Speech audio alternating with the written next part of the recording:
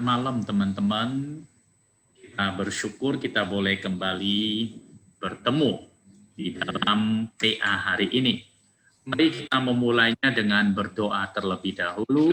Minta Pak Dendi ya, boleh pimpin kita dalam doa. Sama Bapak, kami sungguh bersyukur pada saat malam hari ini kami boleh dikumpulkan dalam ruang Zoom. Kami ingin belajar akan firman Tuhan. Tuhan memberkati hamba-Mu, Injil, Tuhan boleh menolong dan memberkati kami semua, yang mempersiapkan hati kami untuk kami boleh mendengar. Jadikan hati kami hati yang subur untuk boleh mendengar firman Tuhan dan menjadi pelaku-pelaku akan firman Tuhan. Kami akan melihat bagaimana Yesus Kristus ada di dalam sejarah, dan kami boleh melihat bahwa Tuhanlah yang boleh menyatakannya bagi kami. Ini doa kami Bapa, menyerahkan dari awal sampai akhir, dan Tuhan kami Yesus Kristus kami berdoa. Amin. Amin. Terima kasih Pak Dendi. Ya, hari ini kita mau membaca satu bagian firman Tuhan, yaitu kita akan memulai Matius pasal yang ke-17. Hari ini kita akan membaca ayat yang pertama sampai ayat yang ke-8. Ya, saya mengajak kita boleh memperhatikannya. Saya akan membaca untuk kita semua. Matius pasal 17, ayat yang pertama sampai ayat yang ke-8. Demikian firman Tuhan. 6 hari kemudian, Yesus membawa Petrus, Yakobus, dan Yohanes saudaranya, dan bersama-sama dengan mereka, ia naik ke sebuah gunung yang tinggi. Di situ mereka sendiri saja. Lalu Yesus berubah rupa di depan mata mereka. Wajahnya bercahaya seperti matahari, dan pakaiannya menjadi putih bersinar seperti terang. Maka nampak kepada mereka Musa dan Elia sedang berbicara dengan dia. Kata Petrus kepada Yesus, "Tuhan, betapa bahagianya kami berada di tempat ini. Jika Engkau mau, biarlah kudirikan di sini 3 kemah. Satu untuk Engkau, satu untuk Musa, dan satu untuk Elia." Dan tiba-tiba sedang ia berkata-kata, turunlah awan yang terang menaungi mereka, dan dari dalam awan itu terdengar suara yang berkata, "Inilah anak yang kukasihi. Kepadanya lah aku berkenan, dengarkanlah dia." Mendengar itu tersungkurlah murid-muridnya dan mereka sangat ketakutan. Lalu Yesus berkata kepada mereka dan menyentuh mereka sambil berkata, "Berdirilah, jangan takut." Ketika mereka mengangkat kepala, mereka tidak melihat seorang pun kecuali Yesus seorang diri. Demikian pembacaan firman Tuhan, dan ini yang akan kita bahas pada sore hari ini. Ya, di dalam WA Group GK Immanuel Malang, saya memberikan beberapa pertanyaan. Saya ingin tahu apakah di antara kita sudah membacanya belum ya? Mencoba menjawab atau belum? Sudah mencoba.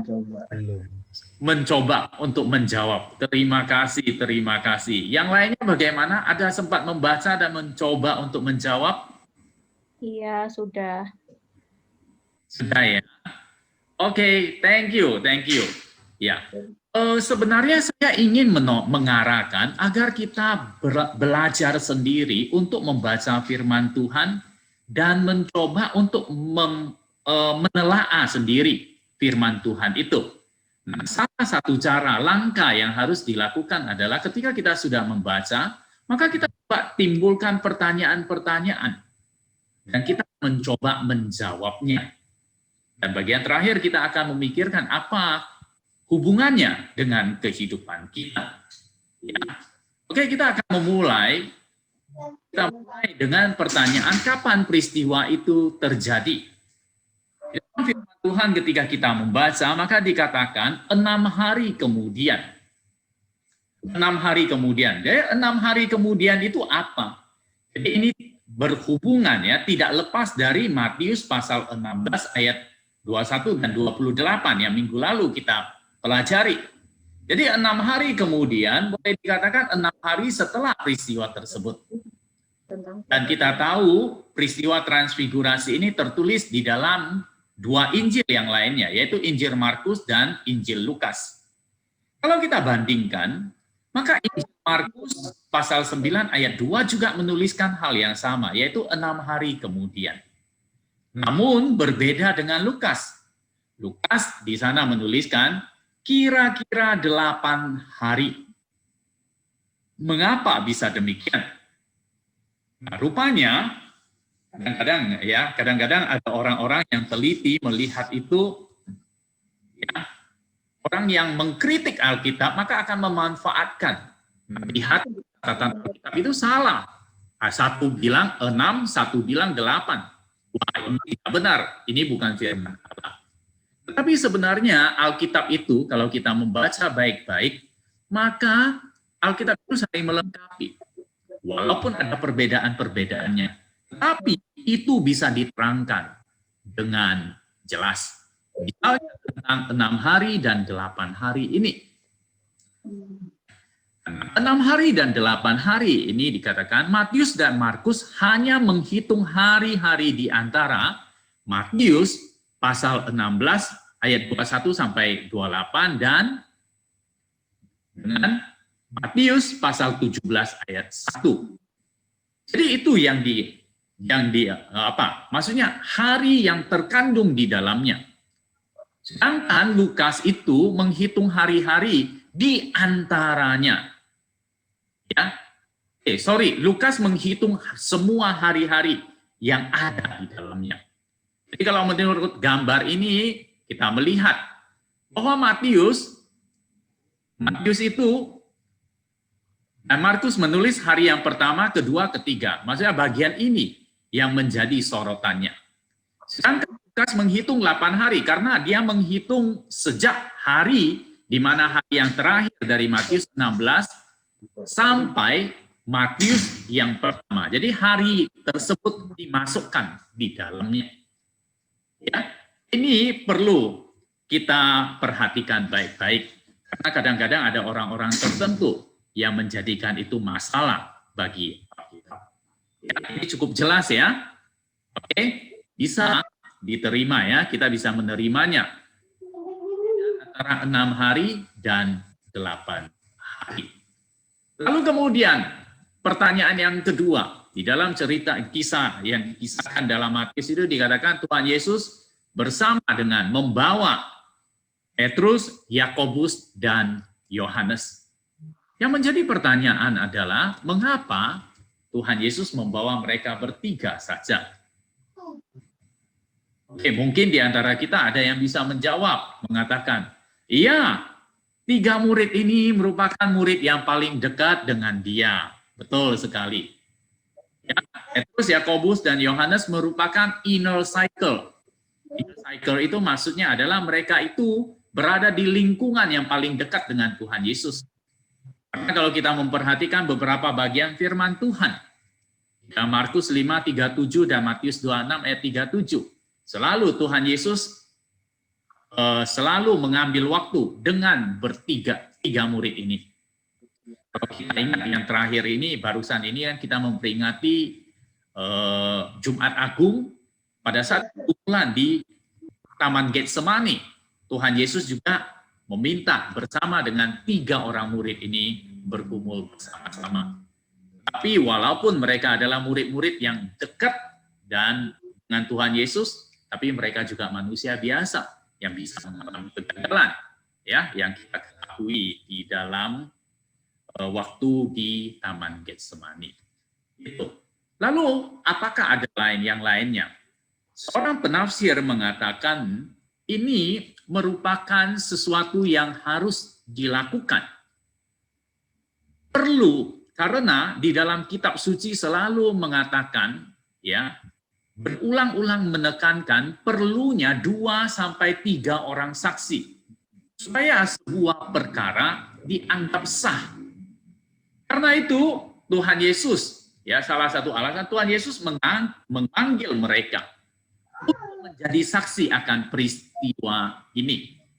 Ketika diceritakan itu merupakan sesuatu yang benar, sesuatu yang bisa istilah sekarang adalah sahih, ya, sahih, sah, bukan sesuatu isapan jempol. Lalu ada orang yang bertanya, mengapa kok Tuhan Yesus tidak membawa lebih banyak orang lagi? Nah, ini ada kaitannya dengan rahasia di mana di dalam ayat nanti 9 dikatakan, Tuhan Yesus tidak ingin berita ini cepat tersebar sebelum dia dimuliakan. Maksudnya sebelum dia naik ke atas salib, maka ini menjadi rahasia. Tetapi setelah dia naik ke atas salib mengalami pemulihan, itu baru diceritakan. Jadi dengan demikian, Tuhan Yesus tidak ingin membawa terlalu banyak orang. Semakin banyak orang, itu rahasia akan semakin sulit tersingkap. Saya rasa betul ya, di dalam kehidupan kita juga begitu ya. Kadang-kadang kita ceritakan rahasia kita, bahkan satu orang yang kita percayai saja, itu bisa menyebar sampai kemana-mana ya. Katakan, saya ngomong sama kamu, ini rahasia ya, rahasia. Ngomong kepada orang lain. Nggak taunya dia ketemu sama teman, dia juga katakan, ini rahasia ya, rahasia, jangan ngomong kepada orang lain. Kan ada orang-orang Kristen yang rohani, ini didoakan saja. Ya, untuk Anda didoakan saja. Tapi yang kita beritahu, dia juga beritahu sama orang lain, didoakan saja ya. Jadi akhirnya seluruh gereja tahu masalah itu. Ya, itu. Ya, salah satu alasan. Ini pemikiran manusia ya. Karena itu dikatakan 2 atau 3 saksi. Karena itu Tuhan Yesus hanya memanggil 3 orang itu. Selain itu memang kita ketahui 3 orang ini adalah orang-orang yang selalu dekat dengan Tuhan. Lalu di dalam peristiwa tersebut dikatakan di atas peristiwa itu terjadi di gunung yang tinggi. Di gunung yang tinggi itu gunung apa?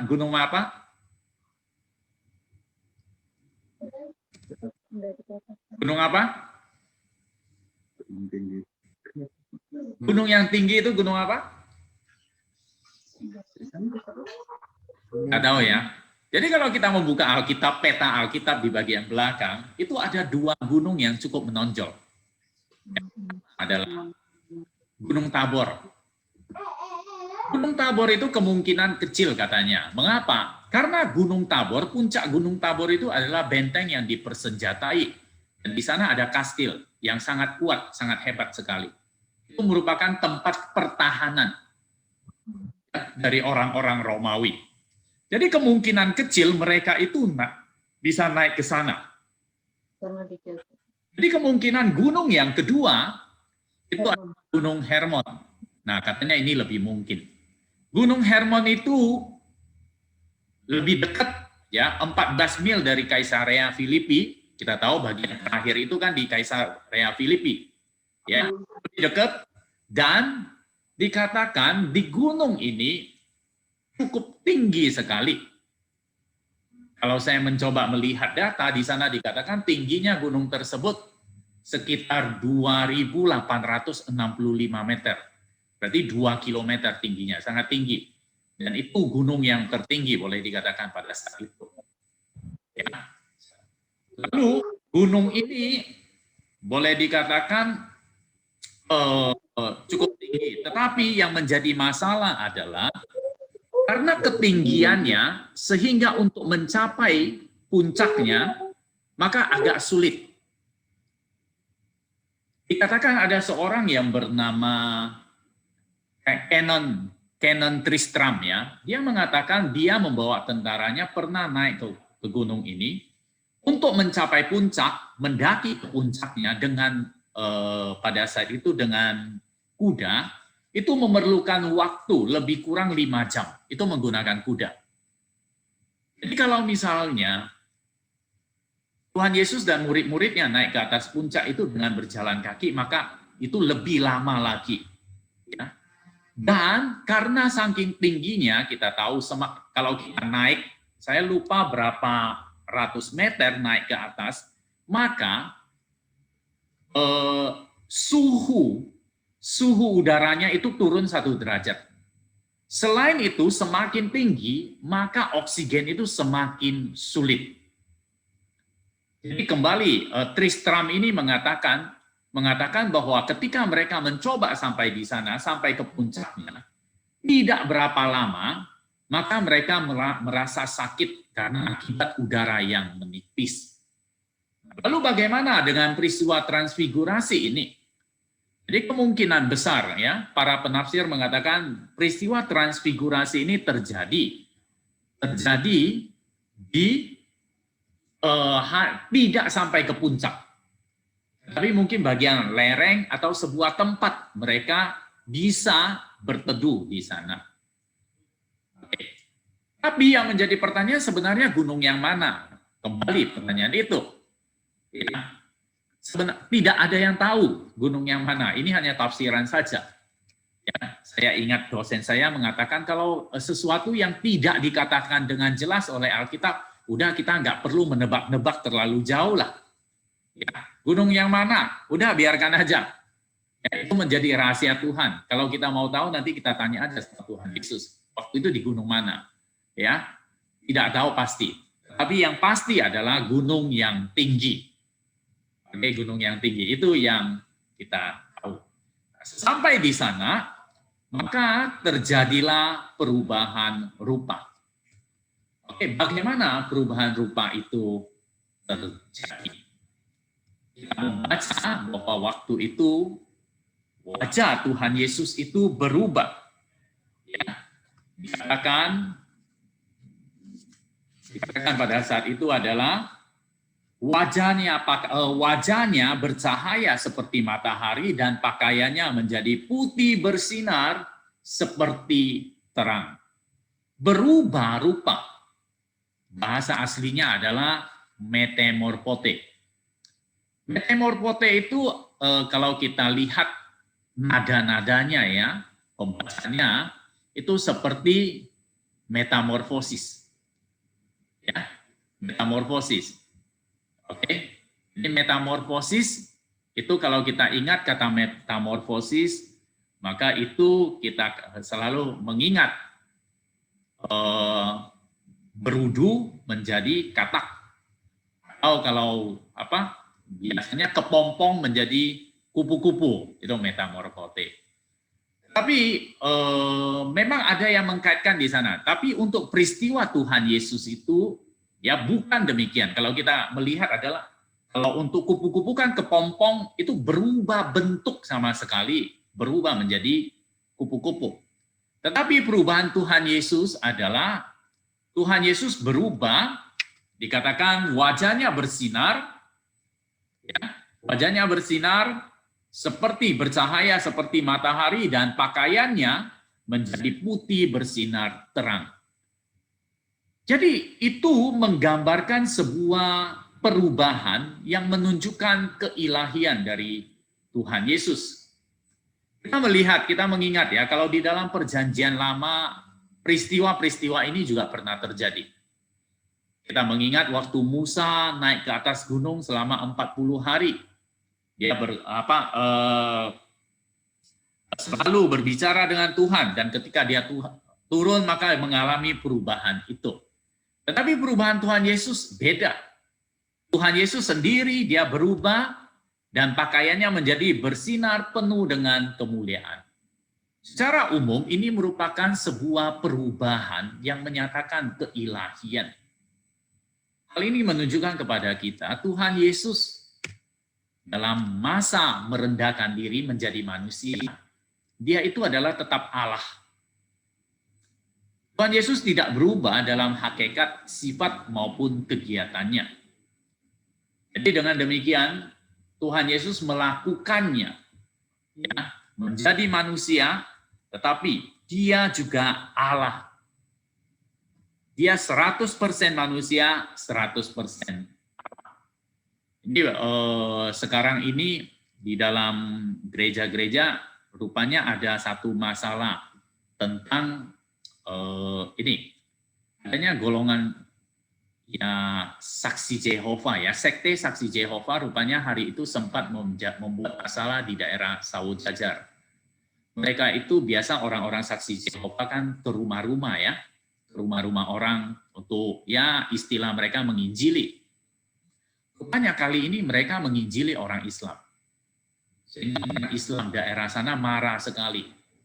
Sampai-sampai mencari siapa yang melakukan itu, mau dipermasalahkan. Jadi ini ada orang-orang, ini BMGK ya, BMGK merasa ini tidak benar. Karena ada masalah apa, mereka karena Pak Israel ini dekat dengan pejabat aparat itu, jadi aparat itu mencari Pak Israel, kenapa orang Kristen melakukan itu? Jadi akhirnya BMGK mempelopori ya, maksudnya memikirkan agar saksi Yehova itu dipisahkan dari kekristenan. Karena salah satu perbedaannya yang jelas adalah bahwa saksi Yehova melihat Tuhan Yesus itu bukan sebagai Allah sepenuhnya. Tapi di dalam bagian ini kita melihat bahwa Tuhan Yesus itu Allah sepenuhnya. Nah, salah satunya yaitu ini. Di dalam transfigurasi, dia mengalami perubahan rupa keilahian Tuhan Yesus. Ini yang kita lihat. Nah, setelah perubahan rupa itu, muncul dua sosok, yaitu Musa dan Elia. Orang-orang memperdebatkan begini, apakah benar pada saat itu Tuhan Yesus itu langsung berhadapan dengan Musa dan Elia? Atau jangan-jangan itu merupakan bukan nyata, bukan sesuatu yang nyata. Memang ada dua pandangan. Pandangan yang pertama adalah ada orang yang menganggap bahwa itu merupakan sebuah penglihatan. Jadi penglihatan itu karena mereka mengacu kepada Matius 17 ayat 9. Dikatakan pada waktu mereka turun dari gunung itu, Yesus berpesan kepada mereka, jangan kamu ceritakan penglihatan itu kepada seorang pun. Jangan kamu ceritakan penglihatan itu. Jadi mereka menganggap itu adalah penglihatan. Nah, apa bedanya? Penglihatan itu kalau kita memperhatikan di dalam Alkitab, maka penglihatan itu bukan sesuatu yang nyata terjadi. Ya, tetapi hanya penglihatan, visi, bayangan yang kelihatan. Jadi mereka katakan Musa dan Elia pada saat itu tidak benar-benar muncul, tetapi hanya bayangannya saja. Tapi orang-orang para ahli, sebagian besar juga mengatakan itu tidak mungkin merupakan sebuah visi atau penglihatan saja. Mengapa? Karena kalau itu hanya penglihatan saja, maka transfigurasi atau perubahan pemuliaan Yesus juga tidak sungguh-sungguh terjadi. Karena mungkin itu hanya penglihatan sekilas saja. Lalu yang kedua mereka katakan, dalam kejadian tersebut Tuhan Yesus bercakap-cakap dengan Musa dan Elia. Jadi bukan sekedar halusinasi saja, tetapi benar-benar berinteraksi di dalamnya. Jadi dengan demikian, sebagian besar orang mengatakan itu benar-benar terjadi. Bahwa Musa dan Elia muncul pada saat transfigurasi. Pada saat Tuhan Yesus diubahkan. Yang menjadi pertanyaan lagi, kembali. Mengapa muncul Musa dan Elia? Mengapa dua orang ini yang muncul? Tapi kita melihat, coba. Udah pikirkan Musa itu siapa, Elia itu siapa? Kita tahu Musa dan Elia merupakan orang-orang besar yang mempunyai pengalaman yang hebat sekali. Ya, kita tahu bahwa mereka memiliki pengalaman pribadi di atas gunung bersama dengan Tuhan. Kita tahu Musa di atas gunung Sinai secara pribadi bersama dengan Tuhan. Elia juga di dalam pergumulannya, dia juga bertemu dengan Tuhan. Lalu di dalam Alkitab dicatat, yang berpuasa 40 hari itu siapa? Musa dan Elia. Dan di dalam perjanjian baru adalah Tuhan Yesus. Jadi Musa dan Elia merupakan tokoh-tokoh yang hebat. Selain itu, bagi orang-orang Yahudi, Musa itu mewakili pembawa firman dari Tuhan, pembawa hukum Taurat, kitab-kitab Taurat itu dari Musa. Lalu dan Elia itu mewakili kitab nabi-nabi. Jadi dengan demikian, dikatakan mengapa Musa dan Elia, boleh dikatakan mereka itu adalah orang-orang yang berkontribusi besar di dalam perjanjian lama. Musa mewakili firman Tuhan, kitab Taurat, dan Elia itu mewakili nabi-nabi. Elia merupakan nabi yang besar, paling besar yang dikatakan dari perjanjian lama. Jadi mereka berdua ini menunjuk kepada Kristus. Mereka bersama dengan Kristus, mereka menunjukkan bahwa Kristuslah adalah penggenapan dari apa yang mereka katakan dan ajarkan. Apa yang menjadi fokus pembicaraan mereka? Teman-teman memperhatikannya apa? Memang di dalam Matius tidak dituliskan. Tetapi di dalam Lukas pasal 9 ayat 31 dikatakan, keduanya menampakkan diri dalam kemuliaan dan berbicara tentang tujuan kepergiannya yang akan digenapinya di Yerusalem. Jadi jelas sekali, ketika menampakkan diri dalam kemuliaan dan berbicara adalah tentang misi yang harus Tuhan Yesus lakukan, yaitu tentang kematiannya yang akan segera terjadi. Jadi itu yang mereka berbincangkan. Setelah yang mereka berbincang, Petrus mereka dan teman-temannya itu terbangun. Lalu mereka melihat keadaan ini. Keadaan ini sangat menyenangkan mereka. Ya, sampai-sampai dikatakan Petrus mengatakan kepada Tuhan, Tuhan, betapa bahagianya kami berada di tempat ini. Jika engkau mau, biar kudirikan di sini 3 kemah. 1 untuk engkau, 1 untuk Musa, dan 1 untuk Elia. Oke, ketika mengatakan tentang hal ini, maka apa sih maksud perkataan Petrus ini?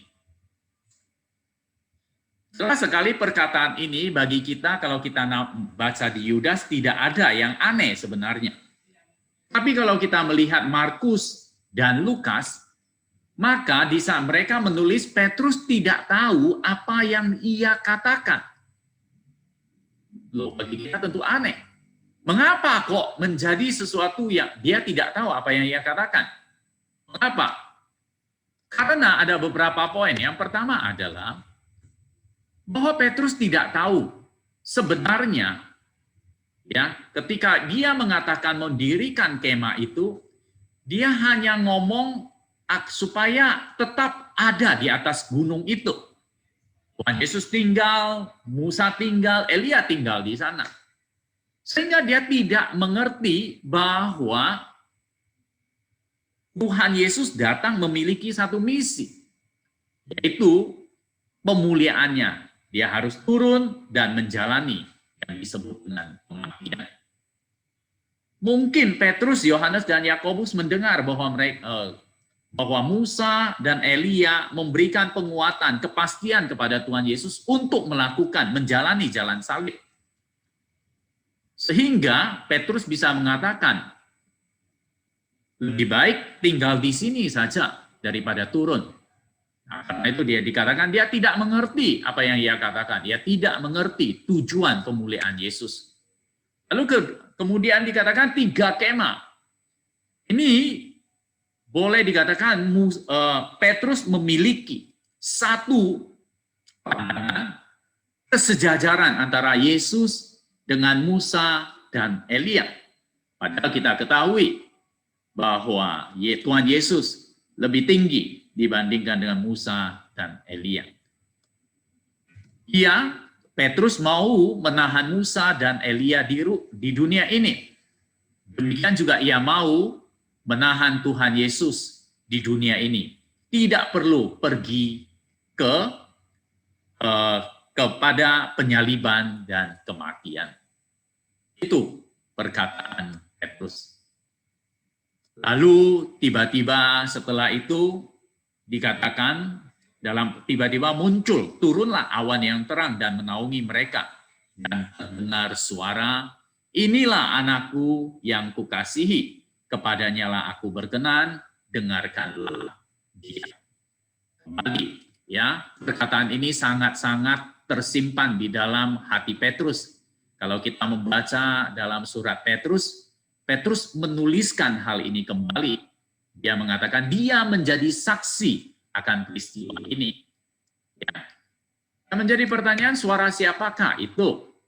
Tentu kalau kita katakan itu adalah suara Allah yang tidak menampakkan wujudnya, hanya di dalam awan. Kita juga ingat di dalam perjanjian lama Allah seringkali menyatakan hal itu. Dan yang dikatakan adalah Yesus adalah anak Allah. Dialah yang harus didengar, ditaati, bukan kepada orang lain. Tuhan Yesus lebih tinggi dibandingkan dengan yang lain. Bahkan lebih tinggi dari Musa dan Elia. Karena di dalam suara itu, suara Allah itu hanya mengangkat, menekankan nama Tuhan Yesus saja.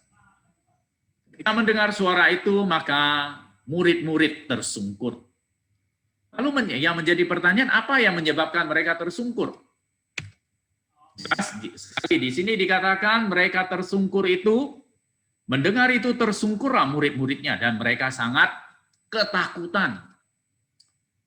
Jadi mereka takut ketika muncul suara yang tiba-tiba. Dan di sini dikatakan, kemudian Yesus datang kepada mereka dan menyentuh mereka sambil berkata, berdirilah, jangan takut. Tuhan Yesus menyentuh mereka dan menyuruh mereka berdiri. Saya membaca seorang pengkhotbah mengatakan ini sangat menarik sekali. Dia mengkaitkan dengan fenomena-fenomena, ya, fenomena di mana ada orang-orang tertentu yang mengatakan kalau seseorang diurapi Roh Kudus, dia akan tersungkur jatuh. Ya, mungkin pernah melihat itu. Lalu dia katakan, lihat bagian ini murid-murid tersungkur itu karena apa? Karena ketakutan, bukan karena penuh dengan Roh Kudus. Jadi tidak ada fenomena bahwa orang yang penuh dengan Roh Kudus itu tersungkur dan jatuh. Bahkan jelas sekali Tuhan Yesus tidak membiarkan mereka tersungkur, jatuh, lalu tergeletak di sana. Tidak. Tuhan Yesus membangunkan mereka, menyuruh mereka berdiri. Menarik sekali ya dengan ini. Itu yang kita lihat. Setelah itu, maka mereka mengangkat kepala. Mereka tidak melihat seorang pun lagi, kecuali Tuhan Yesus sendiri. Jadi di sini kita melihat proses transfigurasi. Semua yang terjadi. Ketika kita melihat satu persatu, maka kita juga bisa melihat apa sih sebenarnya yang menjadi kehendak Tuhan dan apa tujuan semuanya itu terjadi.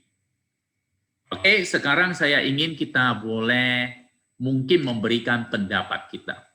Setelah kita mendengar bagian ini, apa sih yang bisa kita pelajari? Dan apa hubungan dengan kehidupan saya? Oke, sekarang kita akan diskusi. Waktu cepat berlalu, ini udah 49, tinggal 10 menit lagi. Kita punya waktu untuk diskusi, mungkin teman-teman bisa sharing sekitar 5 menit, mungkin satu orang 1-2 menit, saya persilakan. Oke, jangan tunda waktunya. Oke, teman-teman silakan.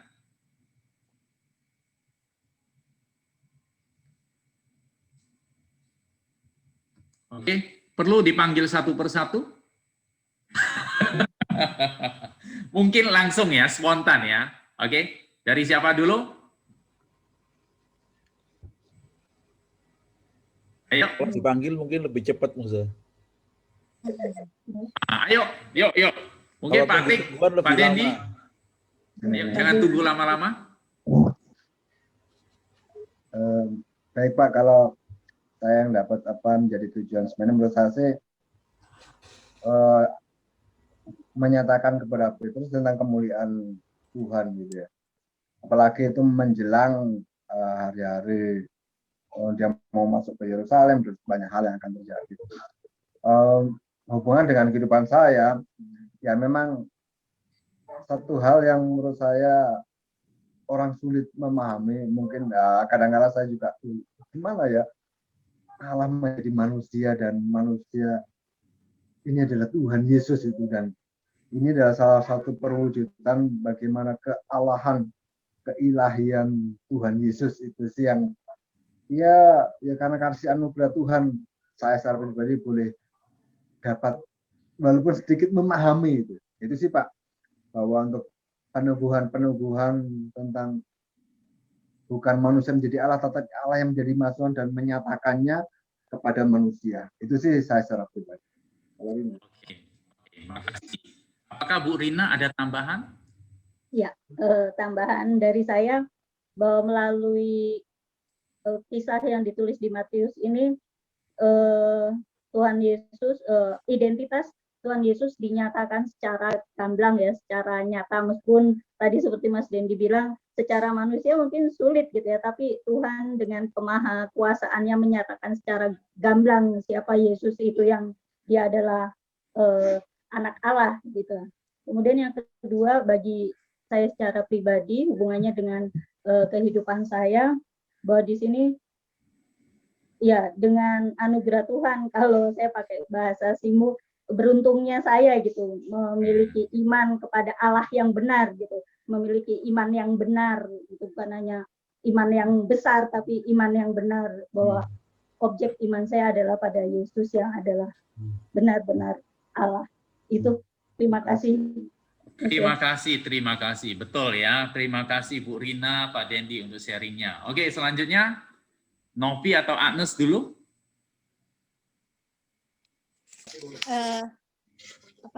Tuhan menyatakan bahwa kepada Yesus dia berkenan, jadi kita harus menjadi mirip seperti Kristus gitu. Oke. Supaya Tuhan berkenan. Oke. Ya, Tuhan, suara Allah mengatakan, inilah anakku yang inilah anak yang kukasih, kepadanya aku berkenan. Lalu diingatkan, dengarkanlah dia. Itu jelas sekali ya, hanya mendengarkan suara Tuhan, jangan suara yang lain ya. Oke. Terima kasih ya Novi. Oke, ada lagi tambahan? Mas. Nggak ada sih Pak. Oke, mungkin selanjutnya Agnes. Iya, dari bacaan Alkitab tadi yang saya terima adalah supaya kita berfokus pada kemuliaan yang akan dijanjikan oleh Tuhan. Jadi walaupun di situ dijelaskan bahwa dia juga akan diperlakukan sebagaimana ia harus menderita dan lain sebagainya, maka kita diharapkan untuk tidak berfokus pada proses diperlakukan untuk menderita itulah. Tapi kita diharapkan untuk fokus kepada kemuliaan yang sudah dijanjikan oleh Tuhan Yesus. Ya, walaupun dalam hidup kita banyak mengalami penderitaan atau perlakuan yang tidak menyenangkan, itu ya karena memang teladan kita sudah mengalaminya terlebih dahulu. Itu yang pertama. Dan yang kedua adalah kita dituntut harus dan wajib hanya menuruti perkataan Tuhan Yesus saja. Seperti itu yang saya terima, yang saya tangkap. Oke, thank you. Thank you. Sama-sama. Lagi? Enggak ada. Oke. Ya, memang ya. Iya, kalau kita seringkali di dalam kehidupan kita maunya adalah yang mulia-mulia, yang baik-baik, ya. Lalu penderitaan kita kesampingkan, ya.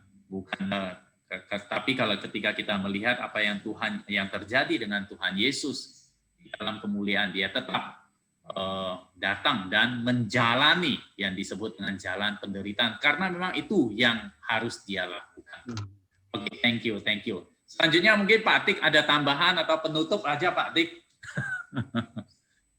Tambahan dikit, saya ini sambil lihat-lihat buku yang juga ya. Jadi yang pertama saya tuh merasa gini, Elia menarik ya, John MacArthur itu mengatakan Elia dan Musa itu yang ditunjukkan gitu ya, karena jadi tadi Musa udah bilang ya, Musa itulah pembawa firman Tuhan ya, hukum Taurat itu, firman Tuhan Taurat itu diberikan lewat Musa, dan Elia itu mewakili nabi-nabi, tapi juga Elia itu dikenal sebagai nabi yang menurunkan api gitu ya, nabi yang api itu, sehingga ada yang menggambarkan itu seperti firman dan Roh Kudus begitu ya, yang nyata dalam hidup Yesus. Dan yang menarik waktu ketemu itu yang dibicarakan adalah kepergian Yesus. Nah, kata kepergian itu, kata John MacArthur itu baik kata eksodus gitu. Jadi Musa itu membawa umat Allah keluar dari tanah Mesir. Nah, kepergian Yesus itulah nanti akan bawa kita ini keluar dari dosa, begitu ya, melepaskan umat Allah itu dari dosa. Jadi ketika Yesus bertemu Elia, bertemu Musa itu penggenapan dari eksodus yang sesungguhnya gitu. Jadi penyelamatan yang sesungguhnya. Nah, karena itu ketika saya pikir Petrus itu mau mendirikan kemah itu kan wah menyenangkan gitu ya. Ya sama dengan kita lah, kalau kita merasakan hadirat Tuhan, ya kita pengen di gereja terus. Tetapi yang menarik justru Tuhan itu menyuruh pandangan itu hilang dan Tuhan pergi ke Kalvari. Jadi yang dibicarakan oleh firman Tuhan, oleh kuasa Allah itu adalah bagaimana penyelamatan itu, bukan kenyamanan itu. Nah, kita orang Kristen ini seringkali ya kayak Petrusnya gitu. Kita lebih senang, wah saya menikmati hadirat Tuhan gitu ya. Wah, mungkin di gereja, banyak sering di gereja menyembah Tuhan. Tapi sebenarnya bukan itu gitu yang jadi tujuan penyelamatan gitu. Supaya kita ini keluar jadi saksi. Itu kan maksudnya transfigurasi ya, bukan bikin kemah di situ. Ya, membaca bagian ini ya saya merasa iya ya. Kita orang Kristen juga mesti menyadari itu. Yang dibicarakan oleh orang-orang yang mengerti firman Tuhan itu adalah bagaimana Kristus itu menjadi juru selamat, dan itu yang mesti kita beritakan. Bukan kita ini menikmati hadirat Tuhan lalu membangun rumah kita sendiri gitu ya. Tapi kita mesti pergi keluar dari kenyamanan untuk memberitakan Injil seperti Tuhan Yesus itu. Saya pikir itu deh tambahannya dari saya. Terima kasih. Oke, terima kasih.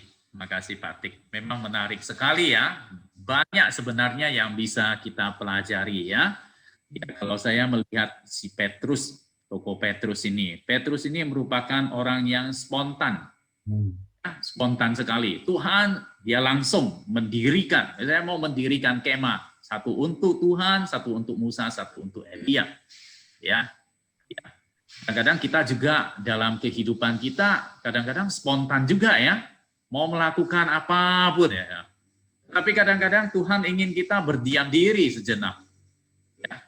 Lalu di satu sisi tadi Pak Tik katakan, nah ketika dia mendirikan itu, wah dia mau berdiam diri menikmati itu. Tapi enggak, Tuhan katakan, engkau harus, jangan. Kenapa? Kita harus turun kembali ke bawah, melakukan misi kita.